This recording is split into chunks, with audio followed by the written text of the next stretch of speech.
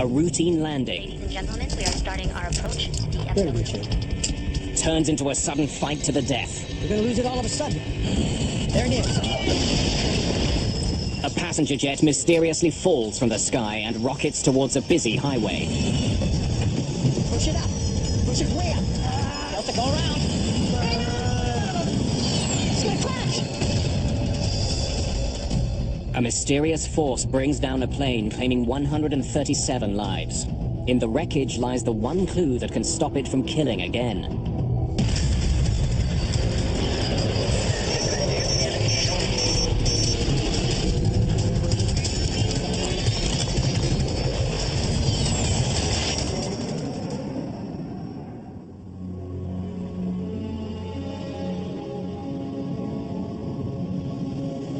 August the 2nd, 1985.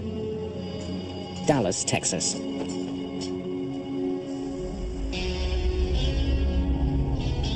It's a very hot day, even by Texas standards. See y'all tomorrow. Temperatures soar to 101 degrees. Rain coming. Should cool things down a bit. In the late afternoon, William Maybury is heading home from work. The day's heat and humidity are having an effect on traffic at Dallas-Fort Worth International Airport, DFW. Roughly the size of Manhattan, DFW is the biggest airport in the world. It's also one of the busiest.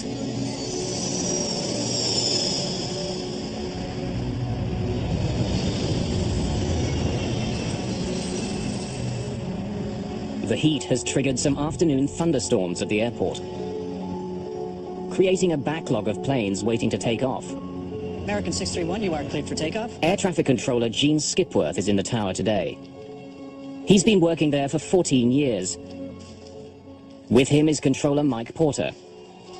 Skipworth was not asking for help. Nothing seemed unusual other than the fact that we were starting to get busy and aircraft were starting to pile up.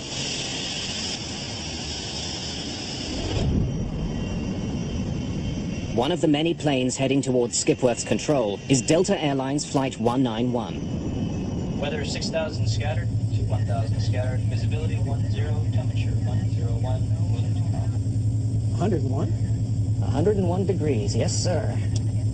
Captain Ed Connors and First Officer Rudy Price are two of Delta Airlines' most experienced pilots. Second Officer Nick Nassick is the other member of today's crew. The crew is flying a 6-year-old L-1011 TriStar. The L-1011 is billed as one of the safest planes in the sky. There are 152 passengers and 11 crew members on board. They're scheduled to land in Dallas just before 6 in the evening. Good afternoon, ladies and gentlemen. This is your captain speaking. Hope you're enjoying your flight so far. Traffic is backing up at Dallas. All told, we'll be about 10 to 15 minutes late getting to the gate. Please let us know if there's anything we can do to make your flight more comfortable. The delay bothers Chris Meyer. He's a frequent business traveler who's in a hurry to get home to his family for the weekend. I've been down in Florida, Fort Lauderdale, for the last 2 weeks, and it was a Friday afternoon, and I was due to go home on Flight 191. One of IBM's best-known executives is also on the flight. Don Estridge led the development of the IBM PC. He and his wife are traveling to Dallas for a family visit. 963, turn right, heading 620. En route from Florida to Texas, Delta 191 will be in communication with several controllers. Turn you into Blue Ridge, it'll be about 01. Every aircraft is guided along its flight path by a series of regional air route traffic control centers. They direct each plane's speed and altitude. 1901, descend and maintain 10,000. Join the Blue Ridge 010 radial and inbound. We have a good area there to go through. Captain Connors has some concerns about the route he's been given. He sees a storm cell along that path, and he doesn't want to fly through it. Well, I'm looking at a cell at about a heading of 255. It's a pretty good-sized cell, and I'd rather not go through it. I'd rather go around it one way or the other. I've had about 60 aircraft go through this area out here, 10 to 12 miles wide. They're getting a good ride, no problem. Well, I can see a cell now about heading 240. When I can, I'll turn you into Blue Ridge. It'll be about the 010 radial. 010, roger. We're going to hold you to that. Captain Connors gets his way. He's given permission to fly around the storm. Once past it, he'll line up for a landing on runway 17 left. I'm glad you didn't have to go through that.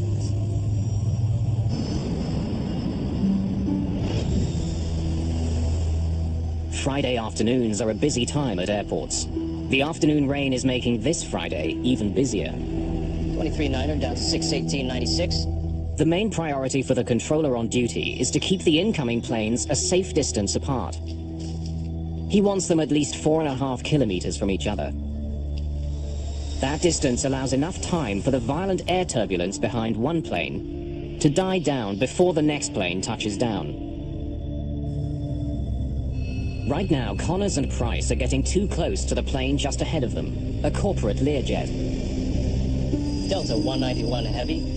Turn left 10 degrees, reduce speed to 180. To put some distance between the two planes, the controller asks the Delta crew to slow to 180 knots. Delta 191. 330 kilometers an hour. Wilco. 10-degree flaps, please. You're listening to Dallas 105 FM. It's a wet one up there, folks, so drive careful. Heading home along Highway 114, William Maybury will soon be passing DFW.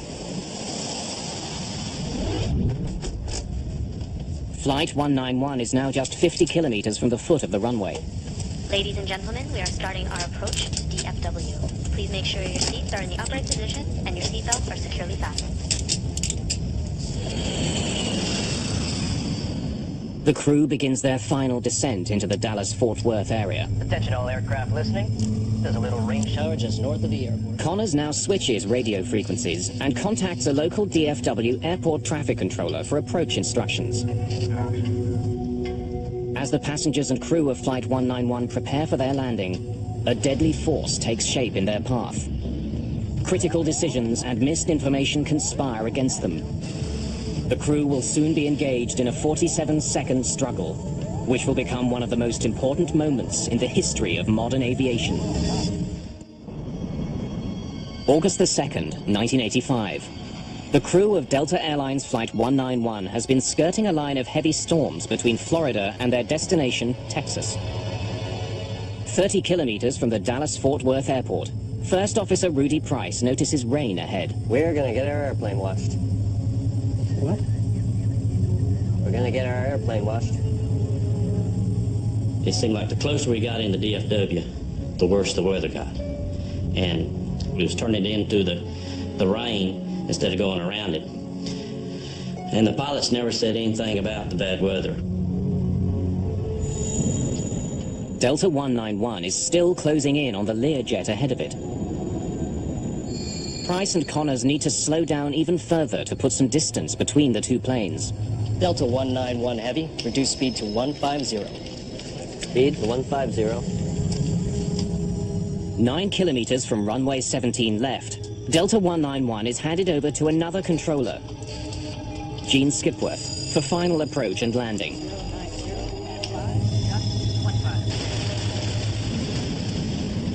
Tower, Delta 191 heavy, out here in the rain. Feels good. Delta 191 Skipworth tells the crew to expect a manageable crosswind of up to 15 knots. winds 090 at 5, gusts to 15. Thank you, sir. First Officer Price will be at the controls for the upcoming landing. Pilots and co-pilots routinely alternate flying duties. As Flight 191 is coming into land, William Maybury is just north of the airport. He's caught in the same storm that Price and Connors are just beginning to fly through.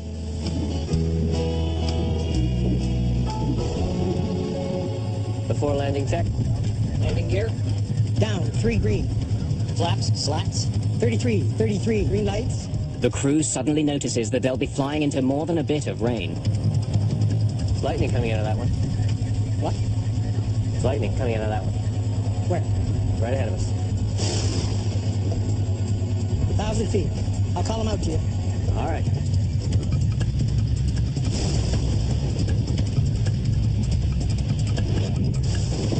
We're not getting any bad warnings from the weather or from other pilots, which we rely on as they come through it. They need to report to us, and they do if they have turbulence or they have trouble on final or ran into anything abnormal. The Learjet ahead of Flight 191 lands safely.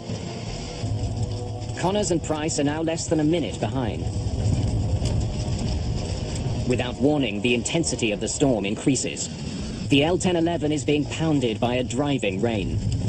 I knew he was getting ready to land, but at the same time, he felt the surge, like the pilot was revving up the engine for something. The plane's airspeed is increasing for no apparent reason. What's your speed? Price pulls back on the throttles to slow the plane down and maintain it at the requested 150 knots. The plane is just 180 meters from the ground. You're going to lose it all of a sudden. There it is. Then the plane drops rapidly. It's as though an invisible force is pushing it to the ground. Push it up. Push it way up. Way up. Way up. Way up. The crew is pushing the plane's jet engines to their full power, but can't get more speed or get the plane to climb. So I pulled my seatbelt tight as I could, but at the same time, you could hear a pin drop. Nobody was talking. But I mean, it got dead silence. As suddenly as it began, the crisis seems to end. The plane stops falling and begins to pick up some of the speed Connors and Price have been fighting for. That's it. But before the crew can take another breath, the plane drops again, rocking violently from side to side. And then it dips wildly to the right. And I just knew we shouldn't be that close to the ground that soon. Hang on to the son of a... About 2 kilometers from the runway, it plows into a field and rockets towards Highway 114. When we hit the ground, it felt like you was in a car running over railroad ties. It was real bumpy. The crew somehow manages to get the plane back in the air. At that moment, Gene Skipworth catches sight of Delta 191. He's going to crash. Delta, go around. But it's too late. The plane's engines slam into William Maybury's car on Highway 114. He is killed instantly. The plane hits the ground again, north of the runway. It's traveling more than 350 kilometers an hour.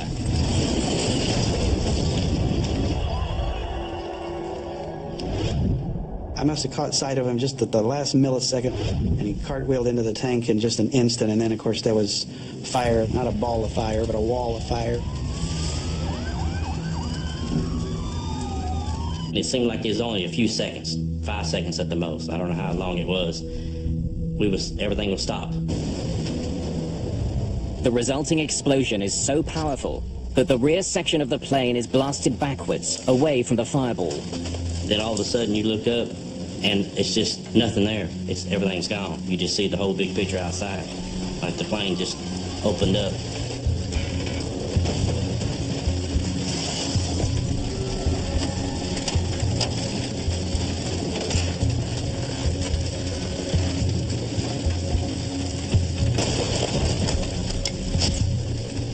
Remarkably, the tail section containing the last 10 rows of seats is relatively intact.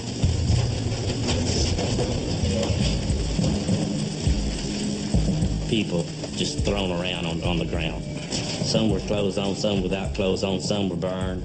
It was something that you can't describe unless you were there to see it. It is something that you will never get out of your mind. Help! Over here! Hang in there, help someone. Then, as suddenly as it had started, the rain stops.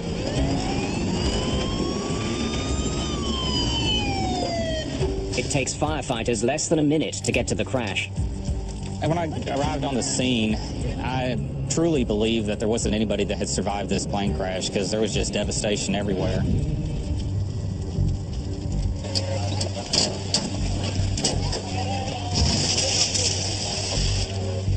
What I had pulled up on at the time was the wing section, which is the portion of the aircraft that carries the fuel. So there was a large amount of fuel and a large amount of flames.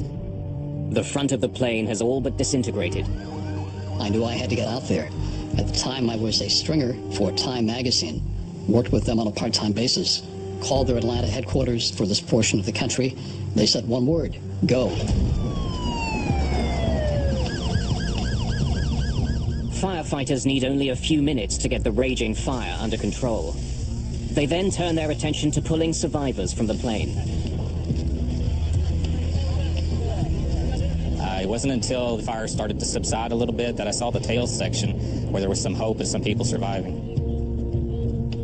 There were these two women that were walking through the smoke. Ladies, clear the area! Get out of the way, clear the area! And it kind of surprised me, so I knew that there was hope and that there were people out there. Only 27 people survived the crash. I had seen death before as a medic in Vietnam, but it had never been aimed at civilians, and certainly not on a mass casualty situation, and certainly not this suddenly. I could tell how bad it was. You could see and smell and feel the death.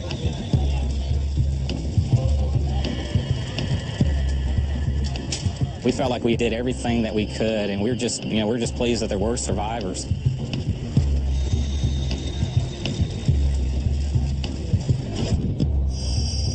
I was scheduled to sit on aisle seat 15A, and I told them that wouldn't be no good because that was a non-smoking section. I was a smoker, so I had to be in back. That probably saved my life. Captain Connors, First Officer Price, and Second Officer Nassick are killed. So are 5 other crew members and 128 passengers. IBM's Don Estridge and his wife are among the dead. In the tower, there was silence for probably 1 to 2 minutes, except for just an occasional transmission. But basically, it's just quiet, and you just sit there stunned and wishing you could do anything to take it back.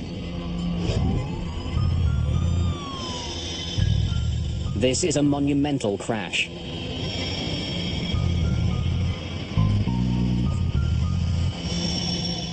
Investigators from the National Transportation Safety Board arrive at DFW, determined to find the cause.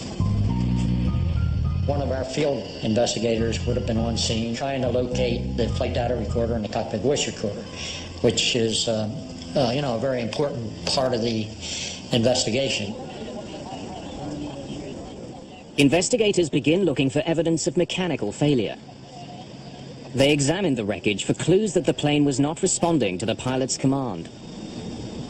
It's essential in any approach or departure accident to establish what the airplane's configuration was, to assure that it was not a factor in the accident, where everything was normal on this aircraft. Investigators turn their attention away from the plane and to the skies. After any accident in commercial aviation, there are theories galore. A couple of them prevalent that evening. First, that lightning had struck the airplane. Secondly, that it had been hit by a mini tornado. Lightning coming out of that one. Where? Right ahead of us. 15 different witnesses, including flight crews, report seeing lightning as Flight 191 was descending towards the runway. The investigators have to consider the possibility that Flight 191 was hit by lightning. Lightning is always something that you have to investigate to determine the possibility that lightning disabled some part of the airplane. In 1963, a Boeing 707 was struck by lightning. The lightning ignited the fuel in the plane's tank. The plane crashed. 81 people died. There had been a handful of similar crashes since then. Key pieces of wreckage from Flight 191 are taken to the NTSB lab in Washington, D.C. Bud Lehner is the investigator in charge of examining the wreckage, as well as the data from the plane's cockpit voice recorder. That sometimes might be very difficult to find to determine where the airplane might have been struck by lightning and where the exit point was. Lightning coming out of that one. Where? Right ahead of us. If the plane was hit by lightning, there would be evidence left behind.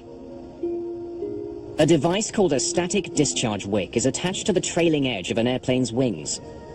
It redirects static electricity into the outside air instead of into the plane, where the charge could cause a fire. If the plane was hit by lightning, one of the pieces that would be visibly damaged is the static discharge wick. Nothing there. With lightning ruled out, investigators go looking elsewhere. They would soon discover the real culprit. It had actually been caught on tape. A Delta Airlines L-1011 crashes after entering a storm near Dallas.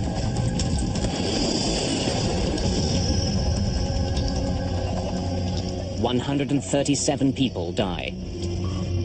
Investigators rule out mechanical problems and lightning as causes of the crash.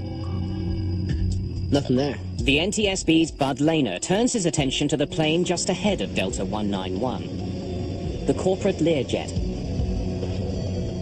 He learns that it was less than a minute ahead and flew through the very same storm. After we had passed about 5 miles from the end of the runway, we entered a rain shower, what we thought was a light rain shower, and it turned out to be the heaviest rain I've ever seen before or since. In spite of the rain, Rufus Lewis managed to land his plane safely on runway 17 left. When we broke out of the clouds, we were high and hot. So we had to use all of the runway at DFW Airport. We landed, were able to turn off at the end of the runway. So why was the much larger L-1011 unable to land just moments later? Delta 191 Heavy, reduce speed to 15. To put some distance between Delta 191 and the Learjet, the controller had asked Price to slow his plane several times. When Lehner plots the bigger plane's speed, Then down to 150. he finds that it was coming in to land at 150 knots.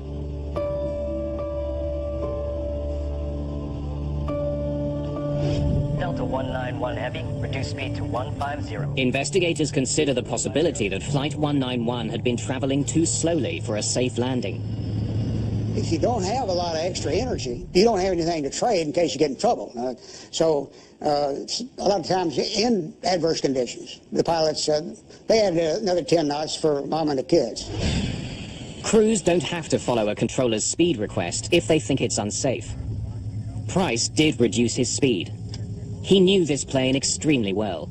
He had actually helped to rewrite the L-1011's operating manual. If the captain decided that 150 knots was too slow, they would have told the controller it was too slow and they wouldn't have flown it. Lehner consults the airplane's manufacturer and interviews other L-1011 pilots. He concludes that neither the controller nor First Officer Price made any errors regarding speed. Delta 191 Heavy, reduce speed to 150. This plane should have been able to land at 150 knots. Speed to 150. Bud Lehner still doesn't know what slammed Flight 191 into the ground.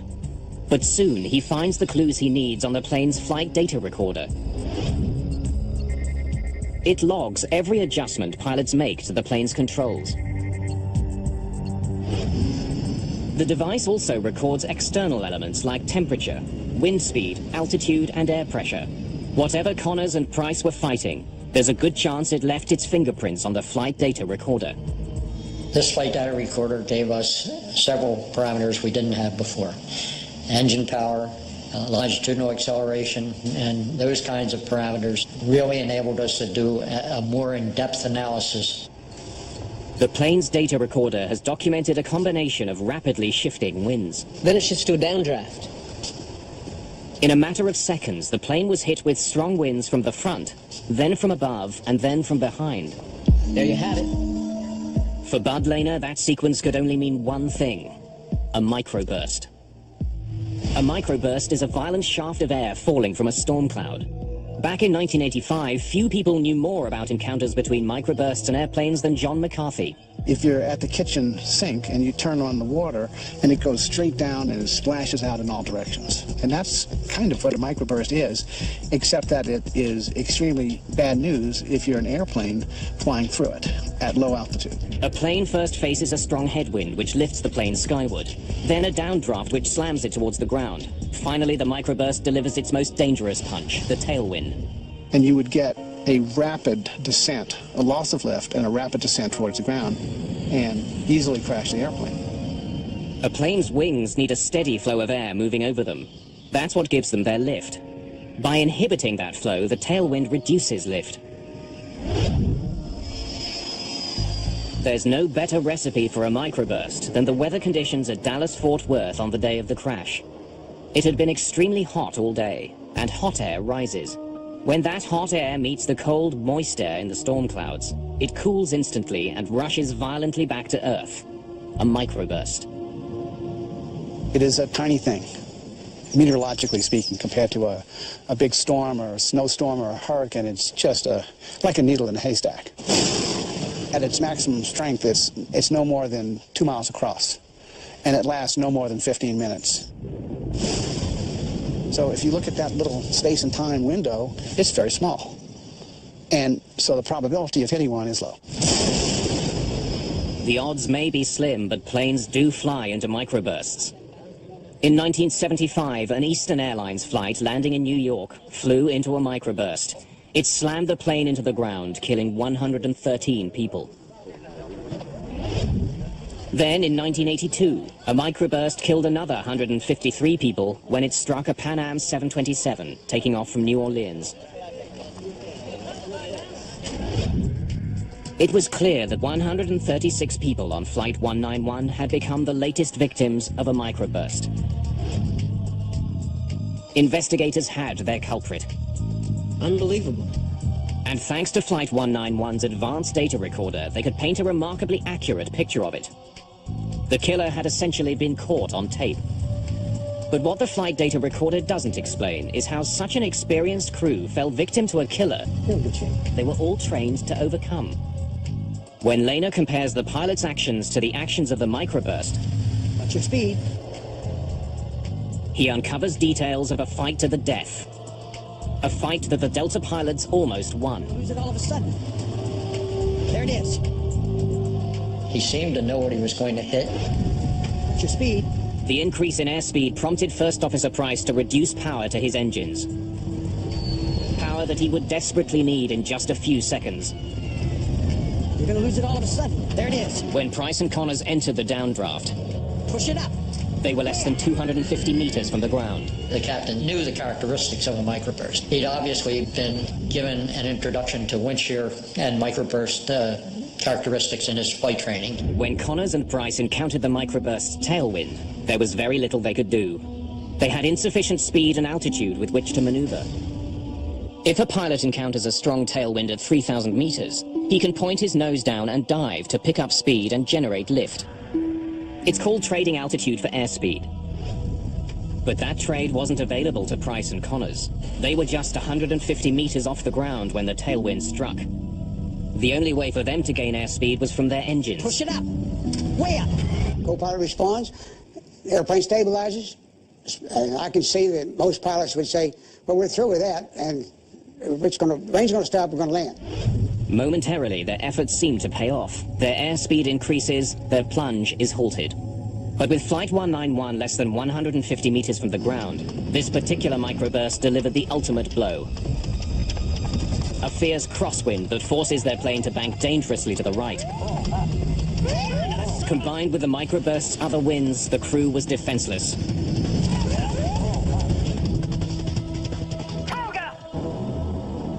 Toga is takeoff go-around mode, and what it means to a pilot in that regime of flight is let's abandon the approach. We're no longer going to try to land this airplane. We want to do everything we can now to survive the wind condition that we've entered. The skill and experience of the pilots were no match for this microburst. It was too big, its winds too powerful and unpredictable. The entire fight lasted only 47 seconds. The pilots of Delta Flight 191 did their very best to recover from this situation, and it didn't work out. Investigators were left with one perplexing question. Why had Connors flown into the storm in the first place? Prior to 1985, the radars on board the aircraft were built to detect thunderstorms, essentially heavy areas of precipitation. They were not effective. They were not even designed to detect the microburst. So those radars were essentially useless at low altitudes for looking at the microburst phenomena. Microbursts are invisible, but they generally emerge from storm clouds. That's why pilots are trained not to fly into storms if they see lightning. It's a pretty good size cell, and I'd rather not go through it. I'd rather go around it one way or the other. When I can, I'll turn you into Blue Ridge. It'll be about 010 radial. 010. Oh, roger. Captain Connors was not a risk taker. He was known as a cautious pilot. I'm glad we didn't go through that. It's hard to blame the aircrew. Their job is to avoid thunderstorms, and there's probably a forecast for thunderstorms every day at Dallas in the summertime. Which ones do you avoid? And it's a very difficult problem. Earlier in the flight, Connors had flown around bad weather. Investigators can only conclude that he underestimated the storm in his path at the foot of runway 17 left. When you're in a landing sequence at an airport like Dallas or Atlanta or Chicago, and you see other airplanes ahead that are landing uneventfully, you might get the impression that there's a thunderstorm there, but I'm going to pass through it very quickly, and it's not going to be a factor for me. Airports like DFW have sophisticated systems in place to provide weather information to pilots. A thunderstorm at the end of a runway is the kind of threat they were designed to identify. But this deadly storm managed to foil those systems. As Flight 191 was approaching the airport, the weather at DFW was changing very quickly. Attention all aircraft listening. There's a little rain shower just north of the airport. Captain Connors heard that part of the message, but then he switched his radio frequency for his final landing instructions. The Delta crew never heard the last part of this message about weather ahead. There's a little bitty thunderstorm sitting right on the final. There was an observation 2 minutes before the accident that there was a wall of water at the threshold of the runway. It's been my contention that that information would have been very important to the flight crew. Radar readouts from the day of the crash indicate that the storm cell Connors and Price flew into grew out of nothing in a matter of minutes. This is 2 minutes before the accident. The readout shows the beginnings of a weather cell at the foot of runway 17 left. This is 3 minutes after the accident. And we have a new cell right at the threshold of the runway that wasn't evident in the previous picture. This explains why Rufus Lewis was able to land his Learjet. The microburst was just beginning to form when he was approaching the runway. Many people think that there was a huge vertical development that the pilots recognized and they just decided to go fly through it anyway. And I maintain, and I think the evidence proves it, that that was not the case. They didn't recognize this new developing cell. They did get into the storm beneath the cell, but it was heavy rain. They weren't worried about that. Then the hammer fell. It was too late. It's small. It's the length of a runway, roughly, and it doesn't last very long. So it's something that can happen so quickly that many accidents have occurred because nobody knew it was there. The storm arrived at the foot of runway 17 left virtually unannounced. But once there, it attracted a lot of attention. Pilots on the ground, as well as trained weather observers, saw the worsening storm. But they all saw it too late to warn the crew of Delta 191. The storm did show up on a radar screen at the Fort Worth Air Traffic Control Center. But at the time of the crash, the meteorologist on duty was in the cafeteria on a meal break. If the flight crew had any idea that there would be a severe event in front of them, they would have missed the approach. Investigators conclude that the Delta crash was caused by the pilots' decision to continue their approach into the storm. A decision that was made because the crew wasn't warned about the hazard. In 1985, there were basic systems at airports that could detect dangerous winds, but they could not reliably detect a microburst. On the ground, there were systems called low-level wind shear alerting systems that primarily looked for differences in wind speed around the airport and on the airport. Unfortunately, these sensors tended to be spaced so far apart that a microburst could actually exist in between them. and escape detection, or at least detection in time to warn a pilot of the threat. But a microburst detection system to overcome this problem had been developed. It was being tested in Denver and working very well. What we found out is that Doppler radar, which is on the ground, is incredibly effective in detecting microbursts. In fact, it can detect about 98% of a microburst. Conventional radar uses radio waves to measure precipitation inside a storm. Doppler also sends out radio waves, but by measuring the frequency of returning waves, Doppler can also calculate the movement of the winds inside a storm. If you look through the Doppler radar, you see a part of it that's going away from the radar and a part that's coming towards the radar. And if it's small, it's absolutely a microburst. It can be nothing else. So it has what we call an unambiguous signature of a microburst, which means we got it. Since Doppler radar could see a microburst, controllers could use it to warn crews of their presence. The Denver research resulted in an important new system at airports: Terminal Doppler Weather Radar. When the system detects dangerous conditions, it relays a warning to air traffic controllers, who can then alert pilots. Flight 236, microburst alert. 1 mile final, stay in tension. After the crash of Delta 191, the Federal Aviation Authority, the FAA, hurried to install Terminal Doppler Weather Radar at high-risk airports. Dallas-Fort Worth was one of the first. The domes containing the specialized radar are now a common fixture at major airports around the world. But radar on the ground can't get the warning to the pilots fast enough. We also have an issue of ground-based systems in that it takes time to communicate the threat to the crew. The system has to detect it on the ground. It would typically go to a control position in the control tower and be relayed by voice to the pilot, which can introduce a delay of 10, 15, 20 seconds, which could be very critical. Planes also needed on-board microburst detection. A team from NASA began developing such a system by flying into the most dangerous microbursts they could find. By risking their own lives, they would eventually save thousands of others.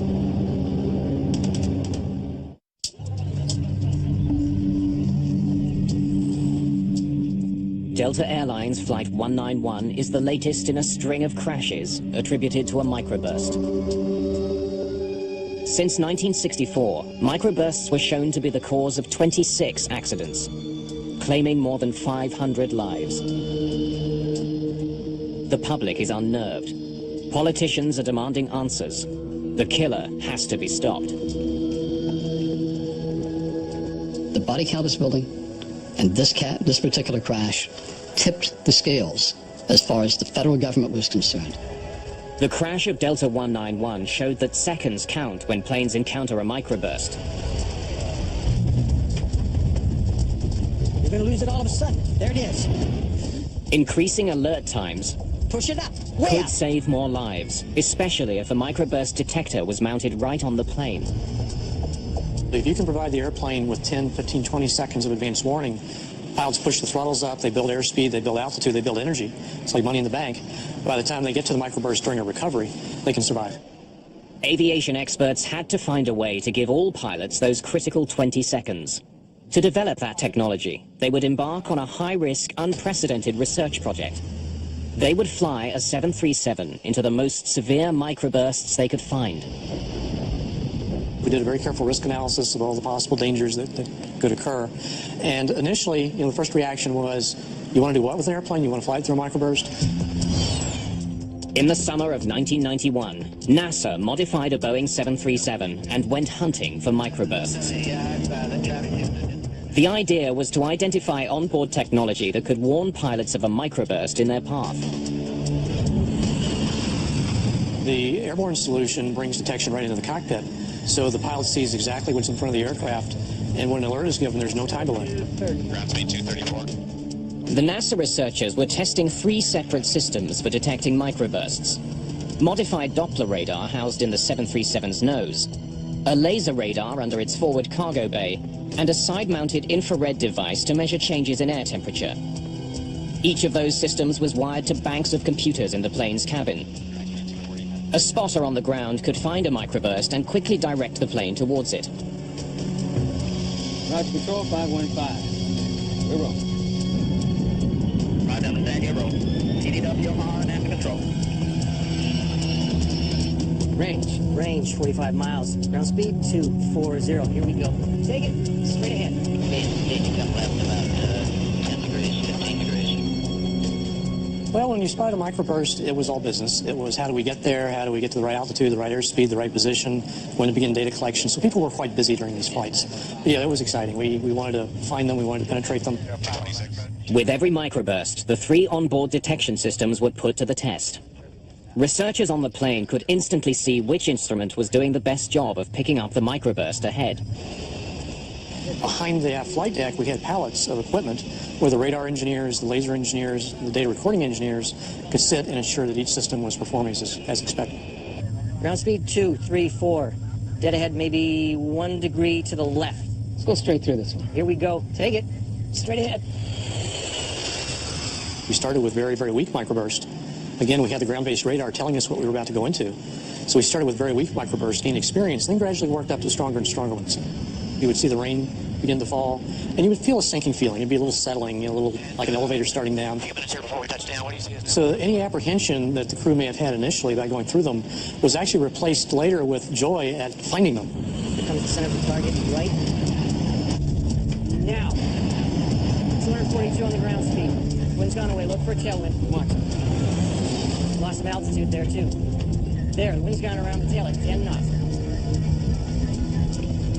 Good strong downdraft in the middle of it. Just sucked 100 feet in almost no time at all. Our good performance decrease, too. We were about 850 and we dropped to 750. Beautiful.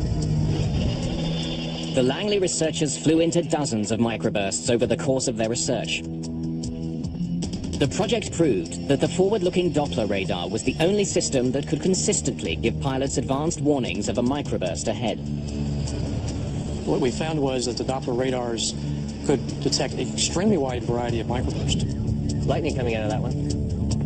If the crew of Delta 191 had a system to warn them of microbursts, they could have boosted power to their engines and started climbing before they encountered it. That might have given them the speed and the altitude which they sorely lacked when they began their battle with the storm. The Langley flight tests had, in effect, tamed the microburst menace. After the NASA tests, the FAA certified a Doppler-based warning system for planes. Today, forward-looking Doppler radar is standard equipment on commercial flights around the world. The good news out of all of this tragedy is so many things have now happened, from radar to ground-based systems to airborne systems, and especially to training for pilots.